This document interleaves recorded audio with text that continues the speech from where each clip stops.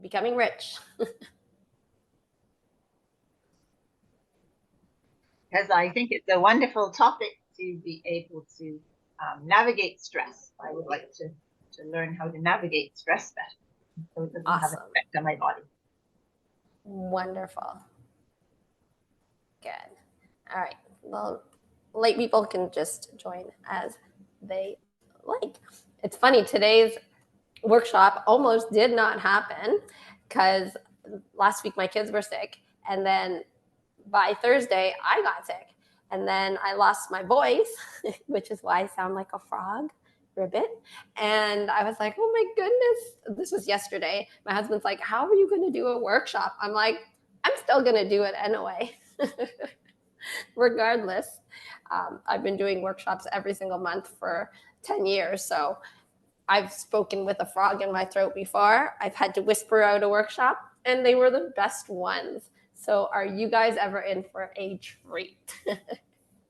All right, Nicole says, my mom is experiencing chronic pain, so I wanted to learn about pain with the love for my mom. That's so sweet, Nicole, and your mom is lovely. All right.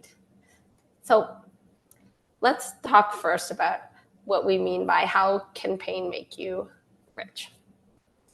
Someone asked me, actually, one of my friends said, what does being in pain have to do with making you rich? And they're like, is rich like financially rich? And I was like, well, rich is how you define your life, right? So your rich life, it could be financially rich. It could be rich with a lot of people. It could be rich with time. It could be rich with freedom. Rich is how you define it. But pain can be an access point to whatever it is that you're seeking if you're prepared to look at the pain in a different way. So I'm going to take you back to the moment that this masterclass came into fruition for me. So I was at the office and I was getting these like ice pick headaches, which literally is as terrible as it sounds like. It feels like someone's stabbing your head, right? Repeatedly. And I had one more patient to see and then I could go home. And I was in so much pain that I was upstairs in the bathroom here. And I was saying to myself, I was like, I don't think I'm going to make it. Like, how am I going to see one last person? But the person had driven for so far to come to the office that I couldn't send them away. So I went upstairs. I was in the bathroom. I was crying because I was in so much pain. And then I was like, okay, dear God, universe, spirit, whoever can hear me, ancestors, guides, everybody, I need to make it through the next hour. And I said, if I make it through the next hour, I promise you I will figure out the message that you're trying to tell me. And so suddenly, it was like I got this rush that came over me and I was stronger. The pain was still there. I knew that. I was like, wow, the pain is still there at the same intensity, but because I felt stronger, I didn't feel the pain as much. And so I went downstairs, I saw my patient, and as soon as I was done, that patient walked out the door, the pain came back, full force, full intensity. So whoever heard me, I say thank you for that. So I drove home, and then I went to bed straight away. And in bed, I couldn't sleep because of the stabbing that was going on. And so this is where the masterclass started. I was like, I am going to figure out what you're trying to tell me. It's not for no reason that you're trying to talk to me. And so I connected with my body. I connected with the pain. And I said, what do you want me to know? And it says to me, you're not living up to your full potential. I'm like, ah, crap. Really? That's what you want me to know? Come on. They said, the pain was like, you're too comfortable. It's like, too comfortable? They're like, you're in a comfort zone. And so I had to look at my life and stop and look at it. And I was like, you know what? I think they might be right, or the pain might be right. I had not been exercising as much as I normally do to feel my best. My diet had been going off the rails. And what else was there? Yeah, life had been complacent. Like I have kids and everything was okay. Nothing was extraordinary. And what the pain wanted me to know is that there's another level to who I am. There's another identity. And also, I realized and I got the message that had I been taking better care of my body, the pain, not that the pain wasn't here, but I would have recovered faster from it. And so as soon as that process was complete, back to the gym all the time, or the amounts that I like to go, and back to eating my healthy diet, not snacking in the middle of the night, things like that. So that is how all this started. And so pain, the purpose of pain is to get your attention. It's trying to talk to you, right? It wants to talk to you. It's something in your life is not in alignment with who you are as a person, and the pain is here to let you know about it. And so pain can be physical, as in my case, but it can be emotional, it could be mental, it could be spiritual too, right? And it's here to tell you that something in your life needs to change. But in society, how do we look at pain? Pain, we usually look at something to get rid of, right? Something to numb. I don't want to feel that. Something to ignore. Okay? Sometimes pain starts like really, really gently. And you're like, nope, ignore, ignore. And then it gets louder and louder until you can't ignore. And you're like, now it's bothering me. If you addressed it at the beginning, it wouldn't be bothering you.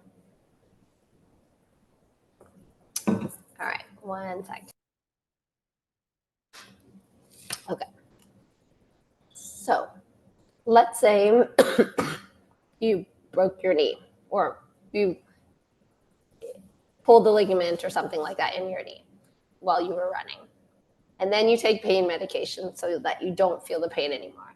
Should you continue to run on it? No, right? Not if you don't want to injure it further. So a lot of people, and this is not a knock against medication, there is definitely time for that, okay? But when we take our medication so that we can numb the pain, we try and go back to regular life, right? And then you numb it more with TV, with the computer screen, with food. Where does that bring us? Always trying to numb it out. Right? I can see why we want to avoid the pain. Of course, it hurts, right? It's the easier route to avoid it and ignore it until it gets too much. Easier to keep going with your life than to stop and to think about what could be going wrong or not in alignment. I wouldn't say wrong. It's just not in alignment. Okay? However, you get the message first and from the pain. Okay? You can take pain medication. You can do things naturally. You can do whatever you want and get the message from your pain. Not the second that something happens, you go, okay, I'm going to put a Band-Aid on it. I'm going to numb it. I don't want to feel it. Okay? Feel it to heal it, right? Okay. So, how do we use our pain? Right? It's nice when people have, let's say, a grand purpose for their life, like this big desire, these big dreams, these big goals. And it's great if that can pull you forward. If you have a big purpose that pulls you forward, a big vision, that's awesome. And not everybody has that.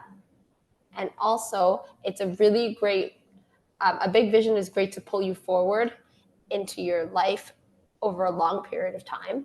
But sometimes you need like a really quick fuel source. And pain, anger, frustration, those are really good fuel sources to burn quickly, right? Imagine the last time you got so angry and you were like, never enough, never again, right? That you can use that as a source of fuel, right? In the long run, the best driver of your fuel is your goals and dreams. But in the short term, if you don't have access to that because you're in a lot of pain, then let the pain be your driving force, right? Use that. Say never again. I'm not going to let this happen again. I'm sick of being sick and tired, right? I'm sick of not standing up for myself. I'm sick and tired of eating junk food to numb out my emotions. I'm done. Never again. You're going to use the pain to take you to the next level of who you want to be, the next version of who you want to be, right? If something embarrassing happened to you and people made fun of you, you use the pain and the trauma, the times people left, the times you were alone, the times you were abandoned, the time where no one was there for you when you were down. All those are sources of fuel. Imagine using that in the right direction, how far that can take you, right? You don't have to let go of the anger without using the fuel in it, because any fuel that you have can burn your rocket ship and allow you to go further than before. So if pain is all you got, use that as a fuel. You can also do what we call the stick, the carrot and the stick, right? Have both. So use your negative emotions and then help you get to the next level of who you are, right? Because the hardest thing is to get into motion. Once you're in motion, you stay in motion. But when you're not in motion, when you're sitting on the couch, when you can't get up, when you're inert, then it's hardest. That's when it's the hardest to get rolling and get started, right? So use whatever you've got to push yourself into motion. Okay? Pain can also be used for transformation, right? So, and then if you use it for transformation and you're able to transform pain and what it means to you, then it becomes a gift, and the gift can keep on giving, right? So, does that make sense? Any questions so far? Okay, good. Yay. Okay. So,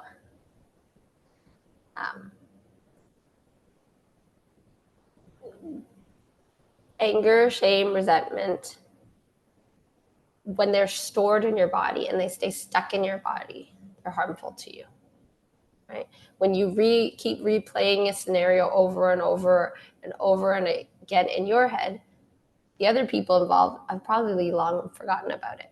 So the only person that you're hurting when you're angry is yourself, right? And then it festers and stays in there, and eventually it brings up unease or dis-ease, which eventually becomes disease.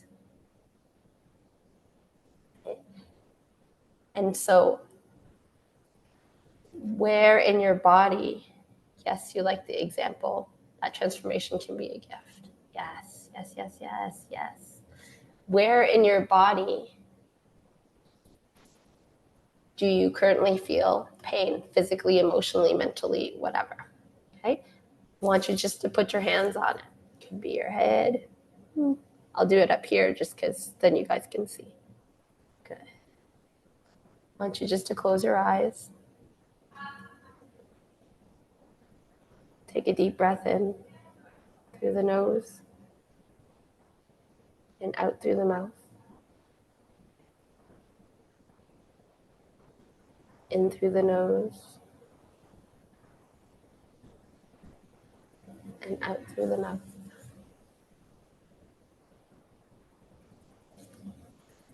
And in your head, just say hello to that area of your body.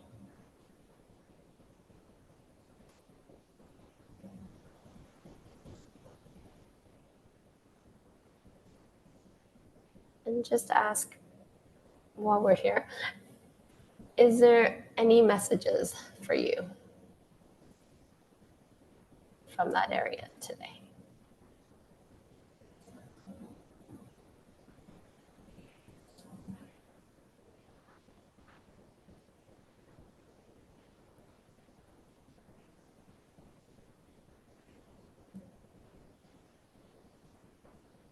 And then the last thing you're going to say to that area, I'm sorry I forgot about you for so long.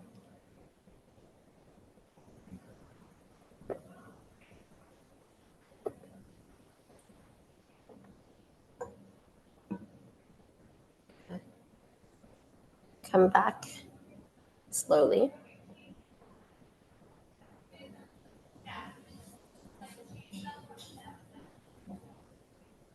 And then write in the chat, or you can take yourself off mute if you'd like to talk. And tell us, what was your experience with that short little exercise?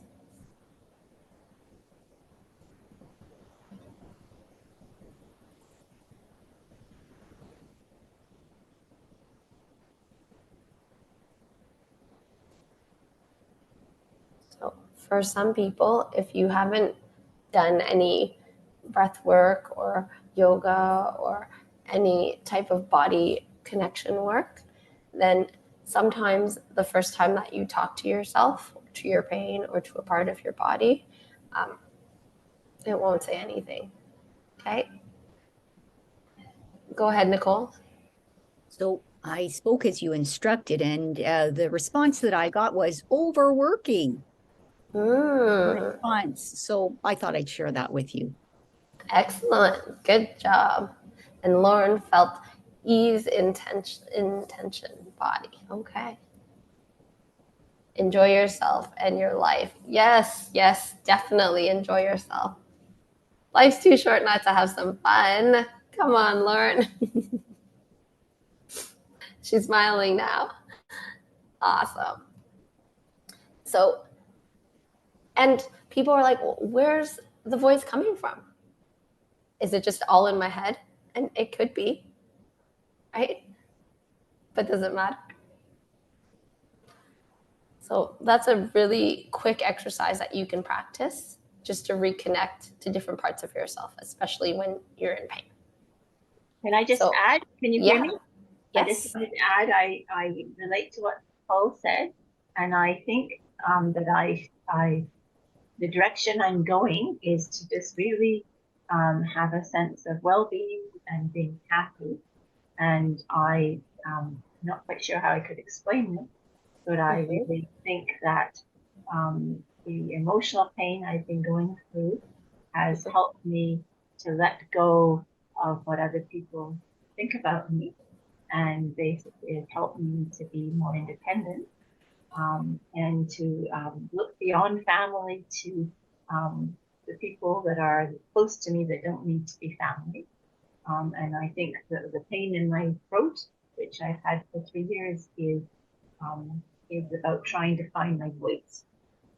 So I do a little bit of meditation with chakras, and I think that the voice is basically a communicator. So I kind of feel like the pain has been helping me to be to come through and to really have a different focus in my life. And I relate to overworking because I think that basically my negative energy goes into feeling like I have to be very, very busy. And that's kind of like eating food when I shouldn't be eating food. It's like busyness is my kind of way of avoiding it. Yeah. Good job, Ross. Yeah, you shared a lot of strategies too that you know people we can see that you see in yourself that others are doing, but they might not be aware of that to numb out the pain or to not feel it. I describe pain. So imagine that you're a post person and you have a letter that you have to deliver, right? And you go to the house that you have to deliver to, you knock on the door, no one's there, no problem, you leave, go away. Next day, you come and there's a car in the driveway. So you think there might be somebody home, knock on the door, nothing's there, go to the back door, knock on the door, you have to deliver this letter. No one's there. So, okay, no problem. Third day, as you're walking up the driveway, you see movement in the window. So you know somebody's home. So you start knocking, knock, knock, knock, knock, knock, knock, knock, knock, knock, knock, knock, knock. All of a sudden, they open the door and they say, "What do you want?" You hand them the letter and you walk away. Well, pain is like that knocking, right? It starts off nice and gentle at first. And then when you don't listen, it goes knock, knock, knock, knock, knock, knock, knock, knock, knock. And then what we try and do is to numb it out, cut it out, right? Take the whole part of it out. And really, it's just trying to get your attention so it can tell you something. It's trying to shift you into the next level of who you can be, next version of who you are capable of being, right? Pain doesn't happen to you, it happens for you. And the quicker that you can make, why is this happening to me? And turn it into, why is this happening for me? That is the time that you, if you can collapse that timeline, it will change the outlook and the whole trajectory of your life. And why is pain happening to me? It's a victim mentality, victim mindset. Something is happening to me, for me. Then you shift that mindset, right? And the biggest vision of it is, why is this happening for you, for me, for all of us? Okay? And you solve that. And well, then you'll be financially rich. From victim to victor. That's exactly it, Nicole. It is. And if you think back to the difficult times in your life, that's when you learn and grew the most, right? We don't learn and grow when it's sunshines, unicorns, and rainbows, although I do like that. My daughter's obsessed with unicorns and rainbows right now. So it is actually sunshines and rainbows at our place. But to go from victor to victim. When we ask, let's say you prayed to God for patience, you don't get a magical potion. Right? God doesn't go, here you go, here's your, or the universe, spirit, whatever you want to use, nature, doesn't go, here's your little potion and now you're more patient. What happens is the universe presents you with opportunities that you can be patient. Okay? When you ask for courage, you don't get all of a sudden you're turned into a knight in shining armor and you're ready to get into the arena. No, you get a bunch of opportunities where you can choose to step into the most courageous version of yourself, right? So remember, when you're asking for something, you get, and it could seem like I got the opposite, right? And so what have you been praying for? And maybe your pain is the answer to those prayers, right? Maybe this pain, whatever you're going through right now, that was the answer to what you've been praying for. And I want to share with you a little story about patience this weekend. We were writing letters to Santa Claus at my house, and my daughter wanted to deliver it to the mailbox with me. She's 4. My son didn't want to go, so it's fine. And so we're at the front door. I'm all dressed, and she says, I can't go. I have my jammies on. I'm like, oh, but we can see the mailbox. It's literally like down the street. You can just put on a coat and go to the mailbox to deliver your letter. She's like, nope. It's like, okay, then you need to change. And she's like, nope. I was like, okay, then do you still want to come? Yeah. Can mommy go by herself? No. Okay. Can you put on a jacket and just go with your jammies? Nope. Okay, then you need to change. Okay, I'll go change. All right. So go upstairs. I went up apparently too fast for her. She had a meltdown. And I was like, okay, this is time to practice patience. We get her changed. She wanted to wear shorts and a t-shirt and a dress. It was freezing cold out. I said, you're going to be cold. But again, I can see the mailbox from here. I'm like, let's see what happens if you just do what you want to do. I meet her back downstairs. Now I'm sweating hot because I have my jacket and hat and everything on at the front door. She's like, I don't have socks. I was like, oh my goodness. Okay, why don't you use those pair of socks right there? There's a pair right there. It's like, oh, those are school socks. I need different non-school socks. So in my head, I'm like, okay, this is patience. I'm learning my patience right now. She goes upstairs, gets her socks. We puts on jacket. I'm now sweltering because I've been waiting for 25 minutes. Go out the front door. Start walking. She's like, it's too cold, Mommy. I was like, you're going to walk out away. You'll be okay. So she came with me. Anyway, so that was my story on patience and learning patience from a 4-year-old. Yeah, they are the best teachers.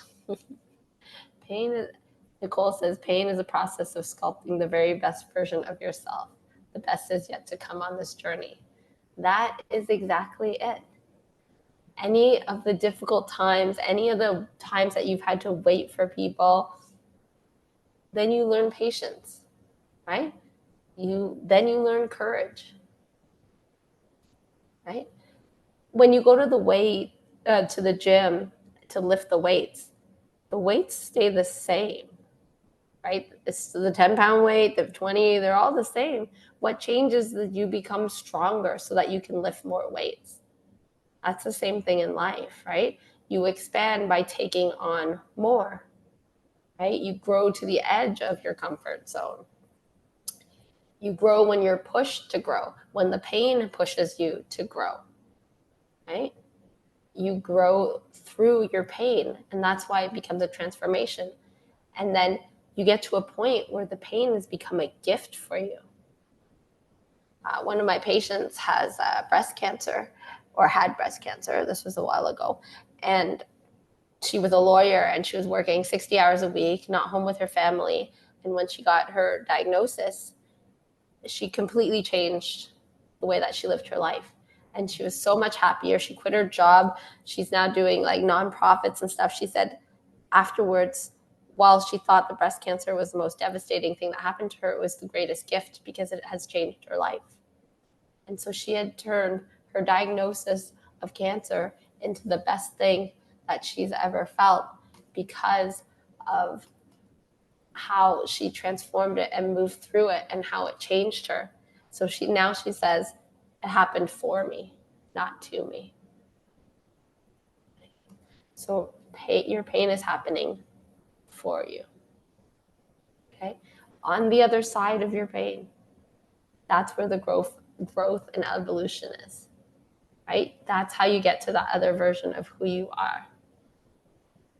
And then that pain, that same thing where you were like, I can't believe it still hurts. Why is this happening to me? How come this always happens to me? It becomes a gift. Your pain becomes your gift, right? So that you did not go through all of it in vain. You went through it, learned from it, grew from it, became another person, a better version of who you are, and had a great story to tell about it, right? And then you can lead, once you've embodied it, you can lead people through what you've gone through and what you've embodied on your own,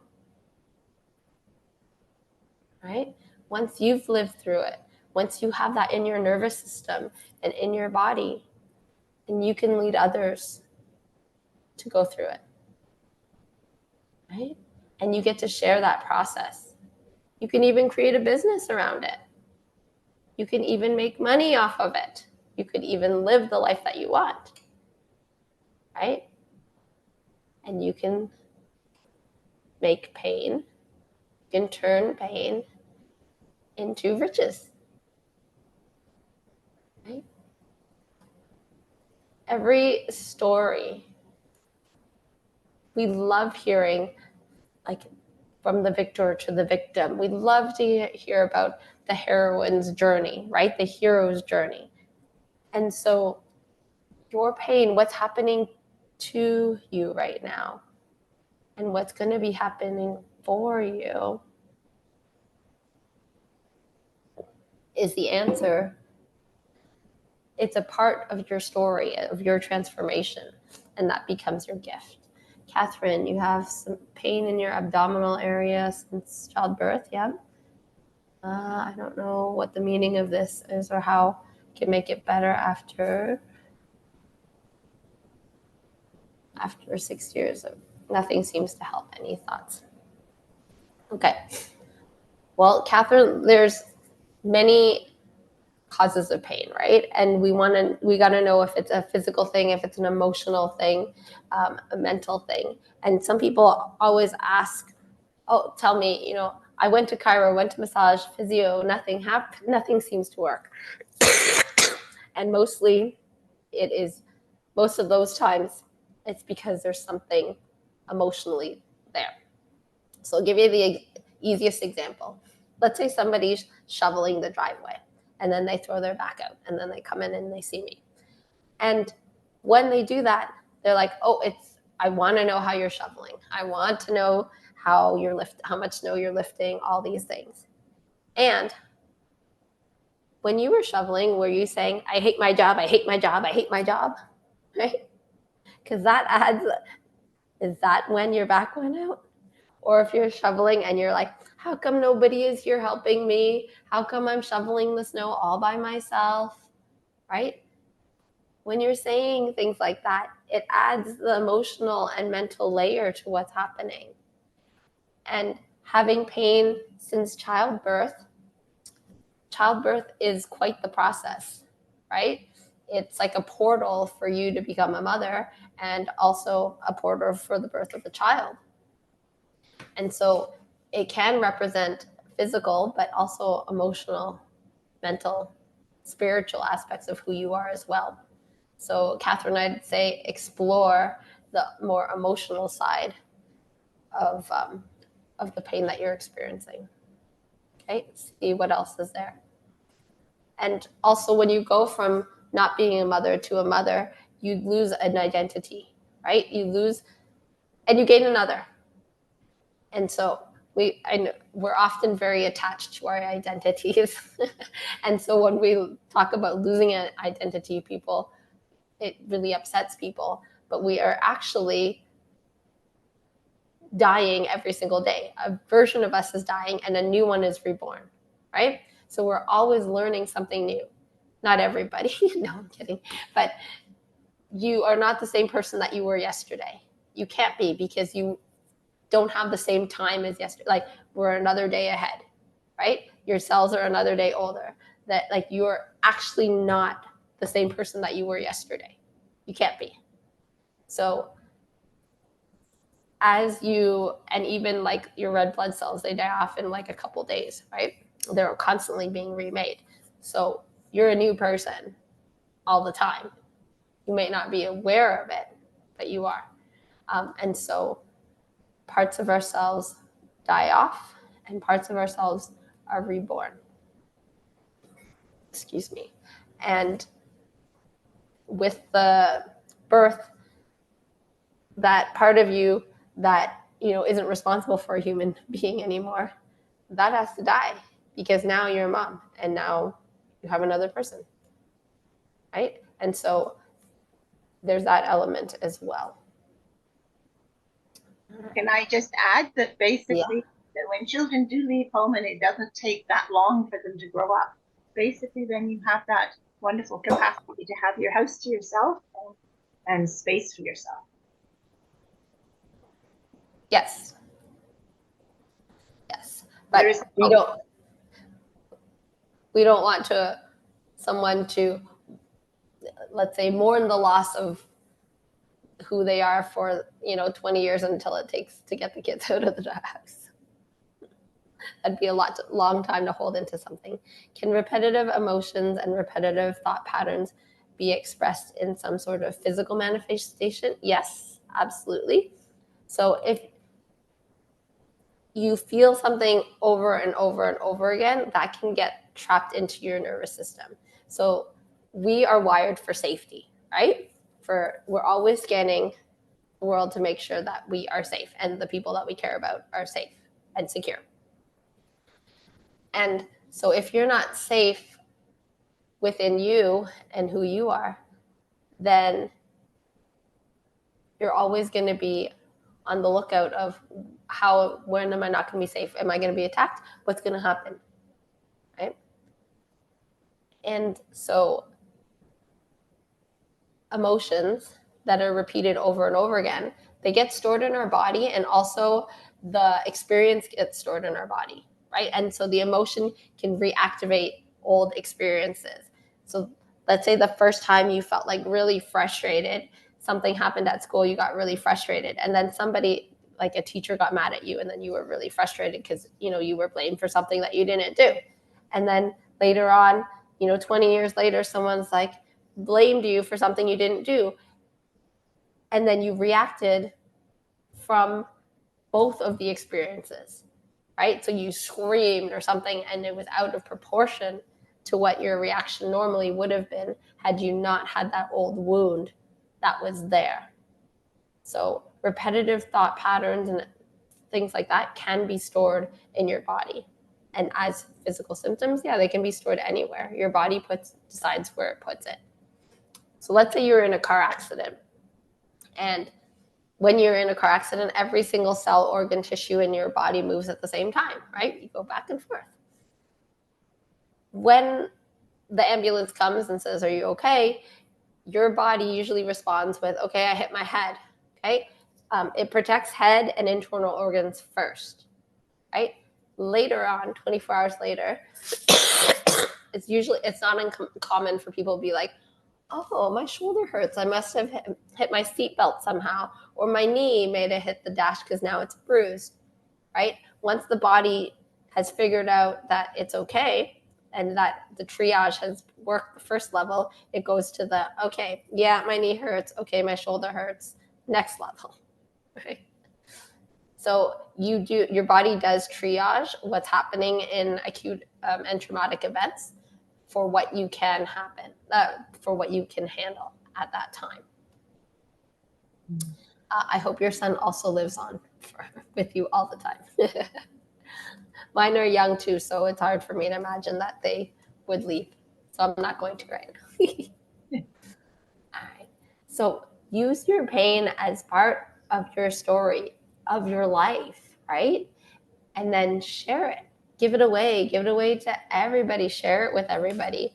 And then you're going to turn your gifts into, if it's a rich life, whatever rich that area means for you. Does that make sense? Any questions so far? Awesome. All right. So what would be next? Right? I've actually created a 2-part course. This is the first time I'm ever going to be teaching it. That takes you on the journey of transformation that we discussed today. It's called Breakthrough Your Pain Roadmap. And we go through the exact steps, the meditations, the connection exercises that I take people from connecting with their pain and then leaning into the pain and then transforming it into their gift, right? And I actually created this a while back. I use it with my patients in the office and then also for like in the online coaching space if they can't come to the office.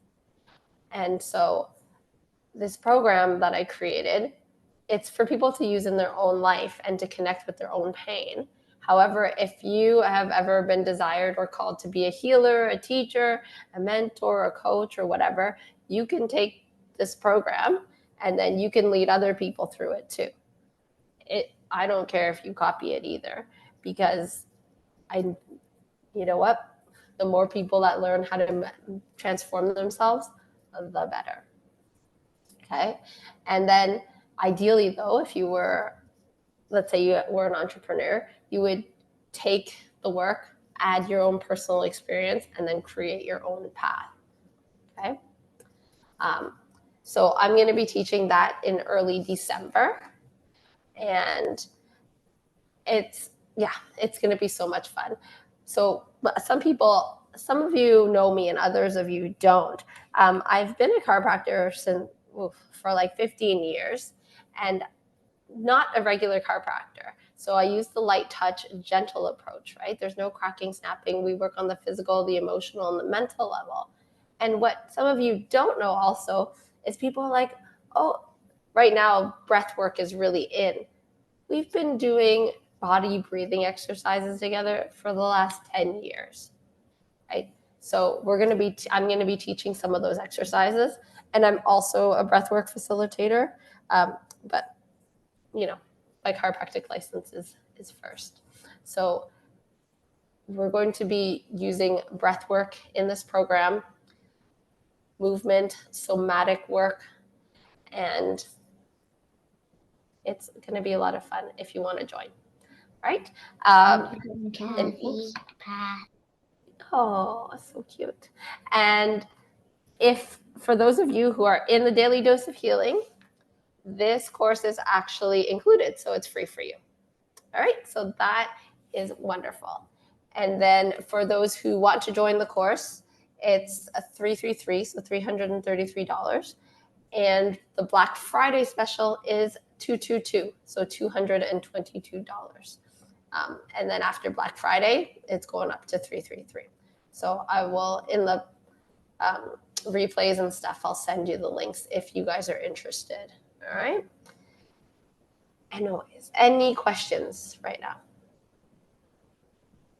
How many weeks is the course? That begins in early December? It's a 2-day course. Full day? No, it'll be probably a couple hours. I haven't created written it down yet, so we will see what it turns out to. But it is 2 days. If there's too much information, I'll add in other days on top of it. Okay. I want you to have the information, but more the somatic work, the body exercises, the connection exercises within your own body, because that's the most important part. Okay. All right. So if there are no more questions, then we are having our next workshop in December, because we do one every single month. And I look forward to seeing you guys there. Thank you. All right. Have a great day. Bye.